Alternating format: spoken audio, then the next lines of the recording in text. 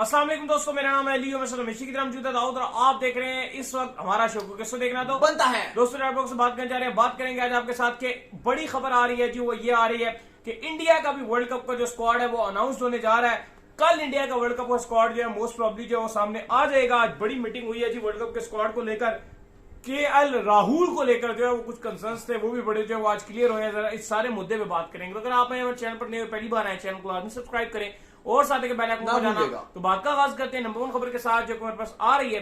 तो दाऊद साहब, फाइनली वो दिन आ गए कि वर्ल्ड कप के स्क्वाड्स के ऐलान होने जा रहे हैं और बड़ी हैरत हो रही है मुझे कि अभी तक जो डेट्स आ रही हैं और यही आ रही है कि पाकिस्तान और इंडिया का इकट्ठा ही आ रहा है स्क्वाड। कल पाकिस्तान का भी स्क्वाड आने वाला है और कल ही इंडिया का भी स्क्वाड आने वाला है। तो कुछ नाम जो है पाकिस्तान में इधर उधर हुए हैं और कुछ नाम जो है इंडिया में जो है वो आ रहे हैं दाऊद साहब सामने। तो क्या चल रहा है जी? लेकिन इंडिया में पहले तो जो कल खबर आई थी वो ये थी कि आज स्क्वाड अनाउंस हो जाएगा, लेकिन फिर कुछ खबरें ये आ रही है कि राहुल क्योंकि अभी उनका मजीद फिटनेस टेस्ट लेना बाकी है तो अब कल नहीं बल्कि परसों इंडिया का आ रहा है और 5 तारीख आखिरी तारीख है। 28 तारीख तक आप तब्दीली कर सकते हैं। उसके बाद फिर आईसीसी की टेक्निकल कमेटी जो है वो फैसला करेगी। लेकिन कल अनाउंस करने के बाद अगर किसी भी टीम की एशिया कप में परफॉर्मेंस खराब होती है तो फिर उनकी रिप्लेसमेंट यकीनन तौर पर ली जा सकेंगी बगैर आईसीसी से इजाजत लिए। कहा जा रहा है कि केएल राहुल जो है वो कल उनको कोई मैच है जो है वो खिलाया जाएगा और उसके अंदर जो है वो 100 ओवर उनसे जो है आप कह रहे हैं कि 50 ओवर अकेले उनसे फील्डिंग करवाई जाएगी और फिर उनको बैटिंग भी करवाई जाएगी। तो वो जो वहां पर मौजूद होगी टीम वो उनको नोट करेगी और उनकी जो सारी फिटनेस है फिर उसके मुताबिक जो है वो अगला डिसीजन लेगी। ये देखेंगे कि 50 ओवर में विकेट कीपिंग कैसे करते हैं और फिर जब बैटिंग आती है तो बैटिंग किस तरह की करते हैं, कोई निगल शिगल या कोई। लेकिन राहुल की जो बात करें कहीं ना कहीं ईशान किशन ने उनसे ग्लव्स तो ले लिए हैं। भाई राहुल के ईशान किशन बहुत आगे चला गया। राहुल जो पाकिस्तान का पेस बॉलिंग अटैक के सामने जिस तरीके से 66 पे 4 और फिर ढाल बन के खड़े हो गए शाहीन राहुल ने वो काम किया है जो 2019 में और सॉरी ईशान किशन ने जो 2019 में राहुल ने किया था। हाँ, जिसे धवन एकदम से बाहर हुए, फिर धवन की रिप्लेसमेंट पे आ गए। पाकिस्तान के अगेंस्ट बड़ी अच्छी बैटिंग कर गया, अच्छी बैटिंग की, लेकिन ये उससे बड़ी बैटिंग की है। इससे तो बहुत अच्छी बैटिंग जो शायद केएल राहुल ने 2019 में बैटिंग नहीं की थी। कंडीशन आप देखें, एक तो बंदा ईशान किशन जो खुद 5वें नंबर का ओपनर बैट्समैन और उसको 5वें नंबर पे बैटिंग कराई गई। ओपनर है, चलो कभी कभार मजबूरी में 4 पे भी खेलने को तैयार हो जाता है, लेकिन आपने कहा नहीं अय्यर 4 पे खेलेगा। मैं तो हैरान था कि यार आपको पता है कि राइटी पाकिस्तानी पेस बॉलर जो है वो फंसाते हैं, फास्ट बॉलर जो है हमारे।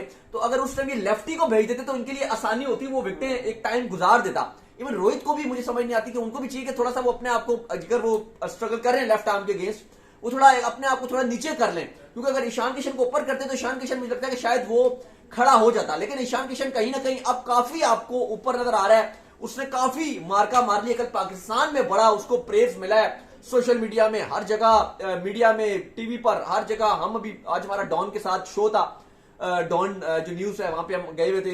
कल जो पाकिस्तान इंडिया का प्रीव्यू मैच था उसके हवाले से बात कर रहे थे।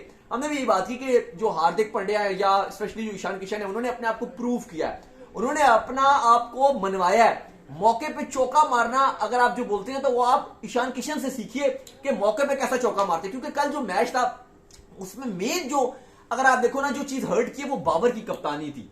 वो बड़ी हम आजकल अगर आप देखें जो हमारे पाकिस्तानी फैंस हैं, आप कह लें व्यूवर्स हैं, दोस्त हैं, वो आजकल इंडिया में बहुत जाते हैं, कंटेंट देख रहे होते हैं, बहुत लाइक करते हैं। चाहे वो हमारे दोस्त ही हैं, अगर आप देखें स्पोर्ट्स तक के निखिल हैं, निखिल नाज जो है उनसे मिलकर बड़ी अच्छी हमारी मुलाकात है, अच्छी गुफ्तगू भी रहती है, अच्छी बातचीत भी रहती है, अच्छे दोस्त हैं।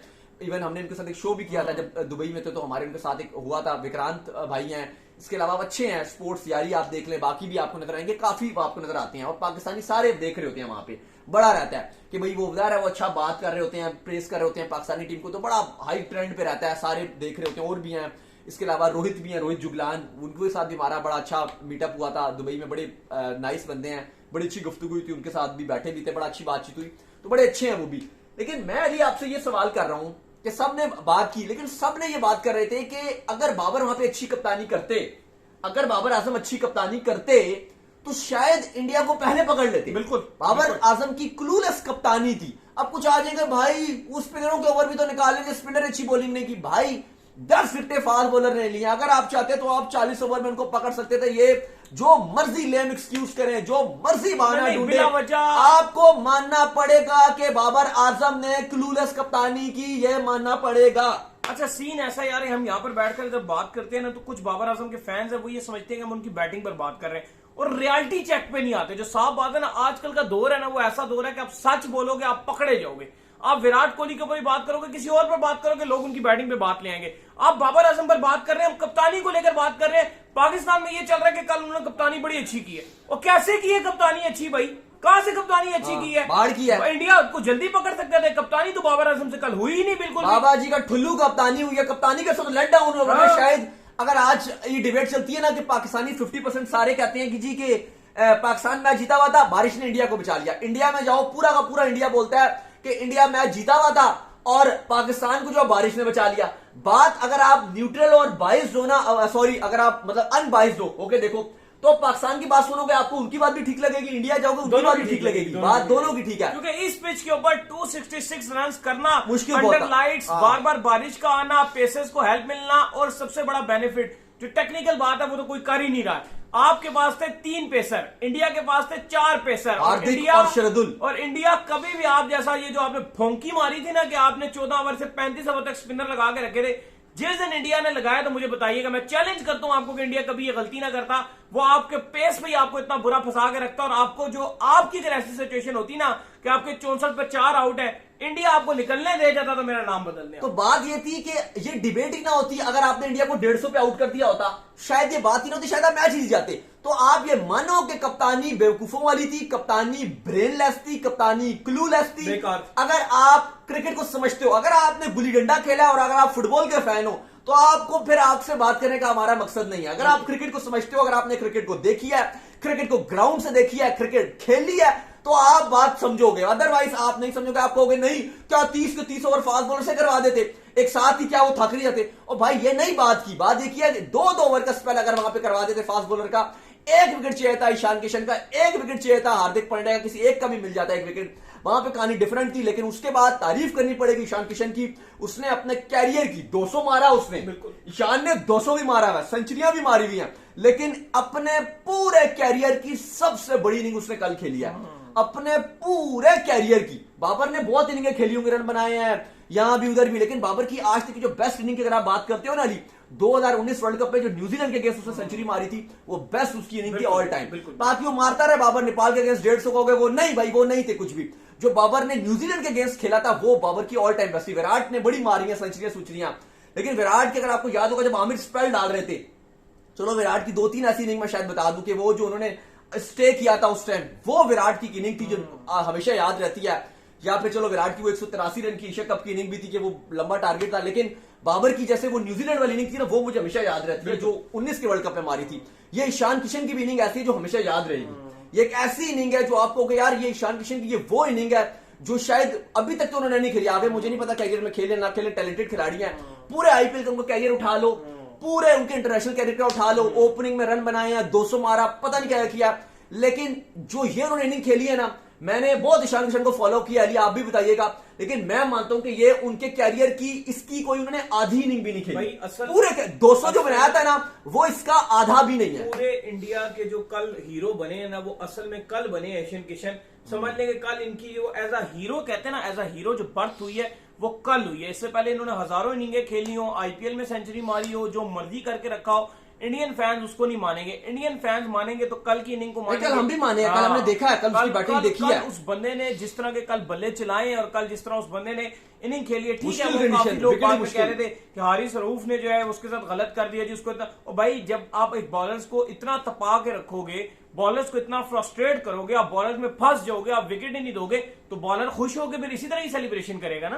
वो तो फिर खुशी में उंगलियां घुमाएगा आपको, वो तो यही करेगा, शुक्र है आउट हुआ, जान छूटी है, नहीं तो वहां पर वो दोनों आउट ना होते।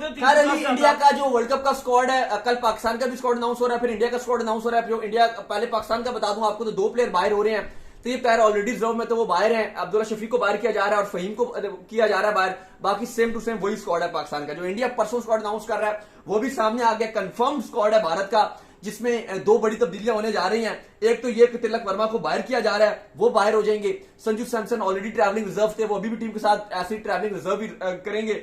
और साथ जो प्रसिद्ध कृष्णा है उनको भी टीम से बाहर किया जा रहा है। तो ये बड़ी तब्दीलियां भारत ने कर दी हैं और ये डिसाइड कर लिया कि ये 2 तब्दीलियां। तो भारत का जो स्क्वाड है एशिया कप का, सॉरी माफ कीजिएगा, वर्ल्ड कप का जो 15 स्क्वाड है, वो शुभमन गिल, केएल राहुल, रोहित शर्मा कप्तान, विराट कोहली, श्रेयस अय्यर, हार्दिक पांड्या, रविंद्र जडेजा, जसप्रीत बुमराह, मोहम्मद शमी, मोहम्मद सिराज, ईशान किशन, कुलदीप यादव, अक्षर पटेल, इसके अलावा आपका जो है वो शरदुल ठाकुर, फिर आपके पास सूर्य कुमार यादव, ये आपका जो है वो टोटल स्क्वाड है। 2 खिलाड़ी इसमें से खाली बाहर हो गए हैं, प्रसिद्ध कृष्णा और तिलक वर्मा। तो ये इंडिया अपना कल स्क्वाड अली साहब परसों जो अपना अनाउंस करने जा रहा है।